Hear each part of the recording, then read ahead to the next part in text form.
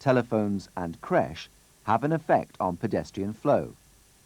Each is a destination for a limited number of shoppers, but they can be useful in generating pedestrian flow if they're carefully placed in weak corners of a scheme.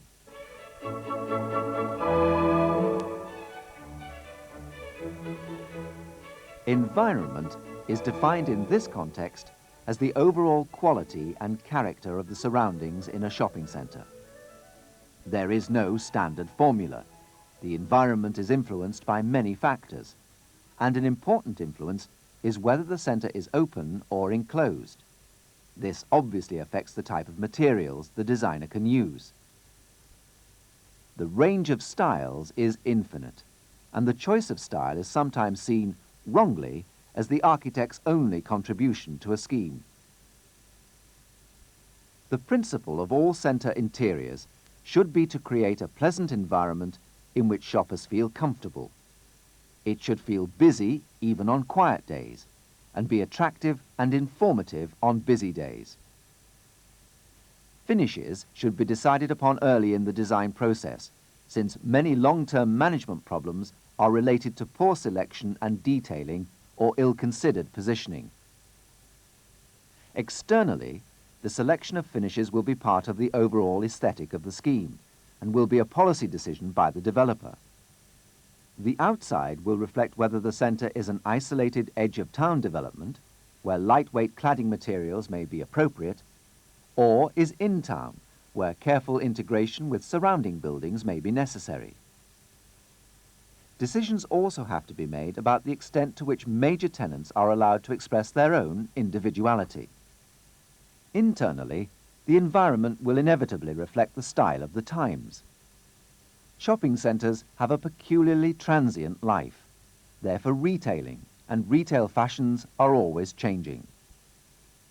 The life of shop fittings is seldom longer than 10 years, with 5 the average for larger traders. If a centre is to keep up with retailers' needs, it must continue to look fresh. So the selection of mal finishes is a particularly sensitive job, and a trade-off has to be made between up-to-the-minute finishes, which might be costly and could date quickly, and classical, ageless finishes, which should look as fresh after 10 years as when they're installed. Since we cannot foresee the future, it's a good idea to opt for clip-on finishes, which are easy to remove and replace. With ceilings, walls and columns, there's no problem in doing this, but the replacement of a floor can be an expensive and obstructive operation. A decision to incorporate strong colours and patterns in a floor should be weighed against the fact that the more distinctive they are, the more likely they are to date, and the greater will be the pressure to change them in the future.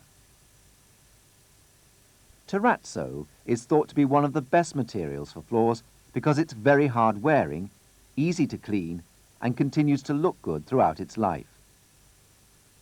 Overall, the designer should ensure that finishes need little maintenance, are efficiently detailed, and deter graffiti.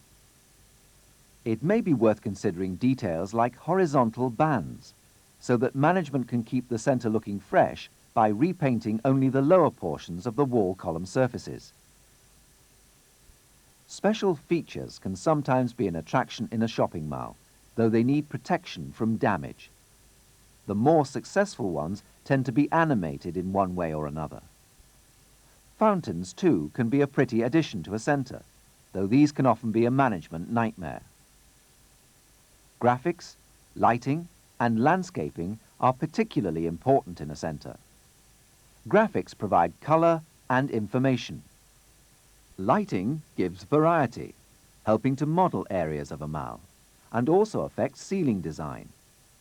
The reflective properties as well as the colour of a ceiling will make a difference to the appearance and character of a centre. Landscaping also helps to soften the appearance and allows seasonal changes to be made, whether inside or outside the centre. Car parks are the main entrance to many centres and must therefore be carefully located to maximise pedestrian flow and to strengthen particular trading levels. A car park will be a disincentive to visit a centre if it is poorly laid out with too many columns. Poor visibility will make it seem dark and forbidding. A multi-storey car park should have clear spans, good headroom, clear signage, good lighting, and create an inviting transition between car and mall. The shop fronts themselves are the features that should attract shoppers most of all.